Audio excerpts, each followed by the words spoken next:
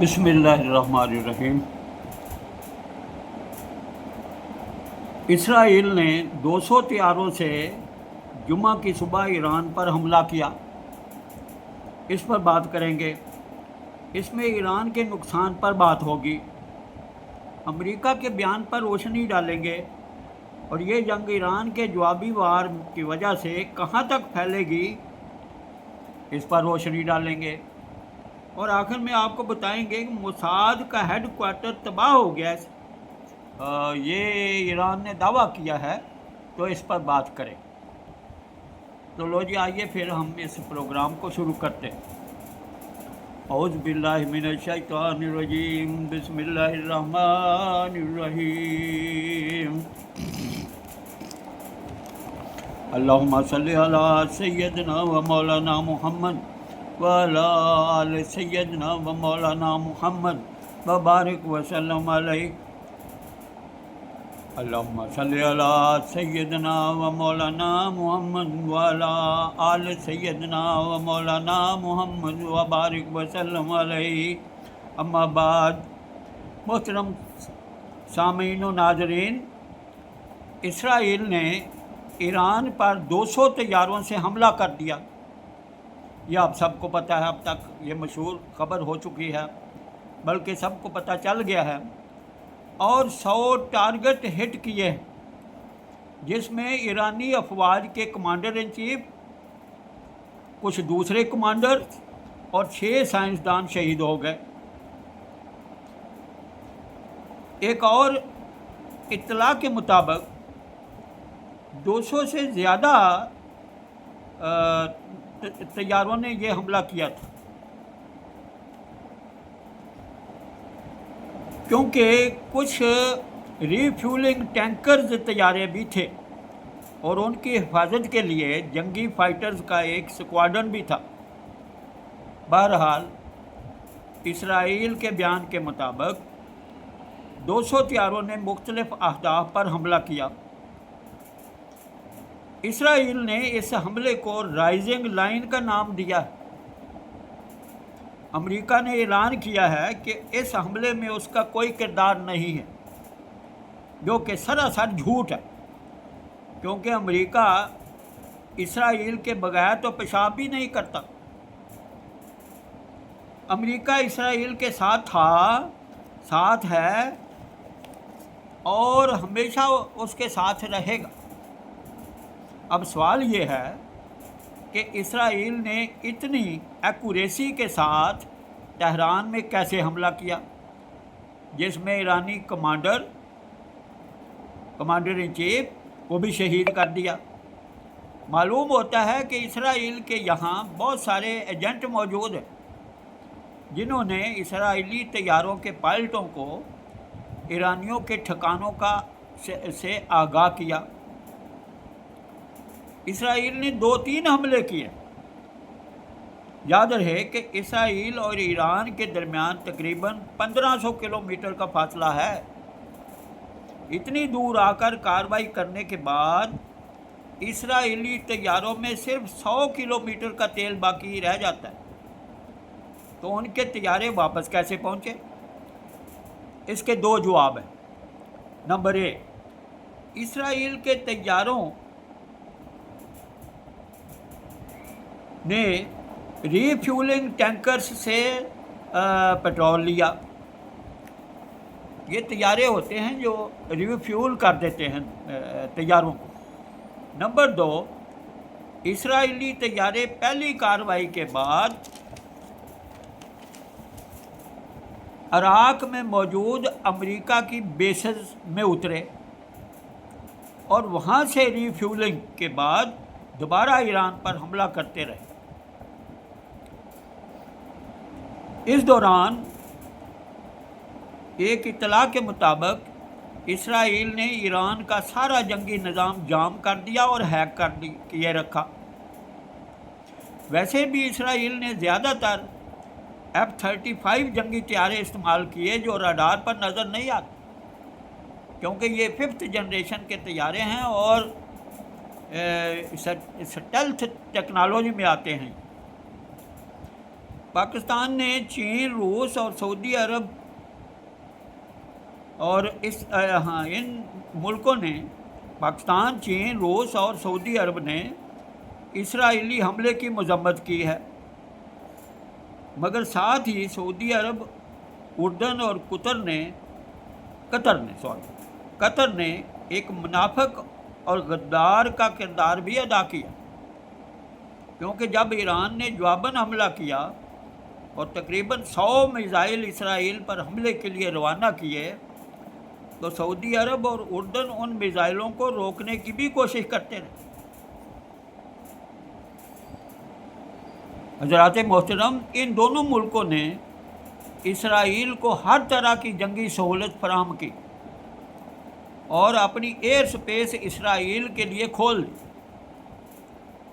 बहरहाल ये खुश आइंद बात है कि इराक ने भी इसराइल पर ताबड़तोड़ हमले शुरू कर दिए। एक इत्तला के मुताबिक ईरानी मिसाइलों की जद में आकर 2 F-35 तैयारे भी तबाह हुए। ये बहुत बड़ा कारनामा है। ये उसी तरह का कारनामा है जैसे पाकिस्तान ने भारत के वो राफेल तैयारे गिराए थे। तो पाकिस्तान पहला मुल्क बन गया राफेल तैयारे गिराने वाला। इसी तरह ईरान भी पहला मुल्क बन गया है F-35 तैयारे गिराने वाला। मोहतरम हजरात, ईरान के जवाबी हमलों से इसराइल में काफ़ी तबाही हुई है। उनका एक फ़ौजी हेडक्वार्टर भी तबाह हुआ है और इसराइली वज़ीर आज़म नेतन्याहू किसी नामालूम ठिकाने की तरफ फरार हो गए हैं और साथ ही उनकी तरफ से पाकिस्तान को भी बड़ी धमकी आई है। हज़रात मोहतरम, इसराइल ने जिस खौफनाक तरीके से ईरान पर हमला किया है, उसने यकीनन ईरान को हिला कर रख दिया और ये ईरान की सर्वाइवल का मसला हो गया। अगर ईरान उसी तरह का जवाब नहीं देता तो समझ लो कि ईरान ख़त्म। इसलिए इसराइल को भरपूर तरीके से जवाब देना अब उसकी मजबूरी बन गया और ये पाकिस्तान के लिए भी लम्हा फ़िक्रिया है, क्योंकि अगर ईरान इतना कमज़ोर हो जाता है तो इसराइल के और वो इसराइल के आगे बेबस हो जाता है, तो फिर अगला निशाना खुदा नखास्ता पाकिस्तान बने। ये बात खुद चाइना और रूस के लिए भी परेशान कुन। लिहाजा ईरान की भरपूर मदद करना पाकिस्तान और रूस के और उसके हवारियों की मजबूरी बन गई। नाज़रीन मोहतरम, इसराइली हमले के बाद कुदरती तौर पर 2 ब्लॉक बन गए हैं। एक तरफ अमेरिका, इसराइल, फ्रांस, बरतानिया वगैरह हैं और दूसरी तरफ रूस, चीन, पाकिस्तान, तुर्की वगैरह हैं। अमेरिकन ब्लॉक आम तौर पर मॉडर्न टेक्नोलॉजी की बुनियाद पर ज़्यादा ताकतवर समझा जाता था, मगर इंडिया पाकिस्तान की लड़ाई ने यह साबित कर दिया है कि चाइना की मॉडर्न टेक्नोलॉजी भी किसी तरह अमेरिका से कम नहीं है।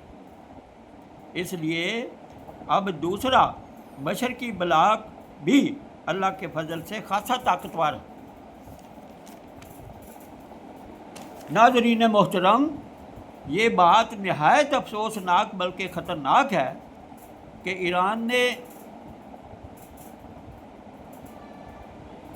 इतनी बेवकूफ़ी का मुजाहरा किया और इतनी सुस्ती का मुजाहरा किया है। तमाम दुनिया कह रही थी कि इसराइल जल्द ही ईरान पर हमला करने वाला है। इसराइल ने अमेरिका से हमले के लिए बाकायदा इजाज़त तलब की और ये खबरें हर तरफ फैल रही थीं कि अरब ममालिक से अमेरिका और यूरोपीय ममालिक के सफ़ीरों का और फैमिलीज समेत इनखला हो रहा जो किस चीज़ का इशारा था? वो इस चीज़ का इशारा था कि इसराइल जल्दी ही ईरान पर हमला करने वाला है। बच्चे के को इल्म था कि इसराइल ईरान पर हमला करने वाला है, मगर ईरान ने नहायत बेअक्ली और गैर ज़िम्मेवारी का सबूत दिया। उनकी अफवाज के तमाम बड़े ज़िम्मेवारान और अहम साइंसदान तेहरान में अपनी रिहाइश गाहों में ख्वाब गफलत में सो रहे थे। दुश्मन के अचानक हमले को रोकने का उनके पास कोई बंदोबस्त न था। इस जुर्म की सजा तो फिर यही होती है जो कि उन्हें मिली। BBC ने एक रिपोर्ट दी है कि इसराइल ने ईरान की मरकज़ी इंस्टॉलेशन न्यूक्लियर इंस्टॉलेशन को निशाना बनाया है और इसे तबाह कर दिया। ये बहुत बड़ी ख़तरनाक रिपोर्ट है। तमाम दुनिया को इल्म था कि इसराइल ईरान पर हमला करेगा, मगर ईरान की अफवाज, उनकी न्यूक्लियर एजेंसीज़ और दीगर दफाई अदारों में से कोई भी हाई अलर्ट ना था।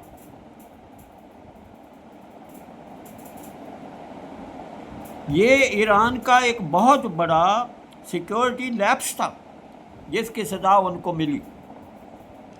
अल्हम्दुलिल्लाह अब ईरान ख्वाब गफलत से बेदार हो गया है और उसने रिटेलिएट करना शुरू कर दिया। अगरचे ईरान की एयरफोर्स को नाकाबिल इतलाफ़ी नुकसान पहुंचा है, मगर फिर भी 100 मिसाइलों से इब्तदाई हमला कर दिया गया है। ये हमला ताहाल जारी है। इसराइल के अंदर हू का आलम है। नेतन्याहू किसी नामालूम मकाम की तरफ भाग गया है। ईरानी लीडर खामनाई ने फरमाया है कि ये एक ट्रेलर है, आगे आगे देखिए होता है क्या। इसराइली मीडिया ने खुद इकरार किया है कि ईरान ने 2 इसराइली F-35 तैयारे गिरा लिए और एक खातून पायलट को गिरफ़्तार भी कर लिया है। ये शुरुआत हैं और आगे आगे अल्लाह ताला मज़ीद कामयाबियाँ अता फरमाएगा। इस वक्त तक तल अबीब में जो तबाही मची है वो भी दुनिया के अंदर उसकी धूम मची हुई है और ये बात डोनाल्ड ट्रंप तक पहुंच गई है। अब इसराइल अपनी फेस सेविंग के लिए इधर उधर भाग रहा कि किसी तरह सीज़ फायर हो जाए, मगर अब ये बात मुश्किल नज़र आ रही है और ये बात यहाँ तक रुकने वाली नहीं है। इसराइल ने खुद इकरार किया है कि इस हमले में तकरीबन ईरान की 50% डिफेंस की सलाहियत को नुकसान पहुंचा। इसका मतलब ये हुआ कि ईरान की 50% डिफेंस की सलाहियत अभी बरकरार है, यानी 50% डिफेंस की सलाहियत ईरान की अभी बरकरार है, जो इंशाअल्लाह चंद घंटों में पाकिस्तान और चाइना की मदद से फिर 100% हो जाएगी। मोहतरम नाजरीन, एक बावसूख इत्तला के मुताबिक नेतन्याहू के 5 साथी अगवा हो गए और इसराइल के लिए काम करने वाले 14 अफराद ईरान में गिरफ़्तार हो गए। उनसे बहुत सारी मुफीद मालूमात मिली हैं। जंग एक नहायत ही ख़तरनाक मरहले में दाखिल हो रही है, क्योंकि ईरान समुद्री रास्ता बंद करने जा रहा और आज 1 बजे ईरान ने इसराइल पर छठा जवाबी हमला किया है, जिसका इसराइल में भारी जानी और माली नुकसान हुआ है और पूरे इसराइल में सरासीमगी फैली हुई है, क्योंकि नेतन्याहू वहाँ से फरार हो गया और अमेरिका से उनके वज़ीर ख़ारजा समेत कोई भी इसराइल जाने को तैयार नहीं। मोहतरम नाजरीन, अमेरिका ने इसराइल के ज़रिए ईरान पर एक ख़तरनाक हमला करवा कर पंगा तो ले लिया है,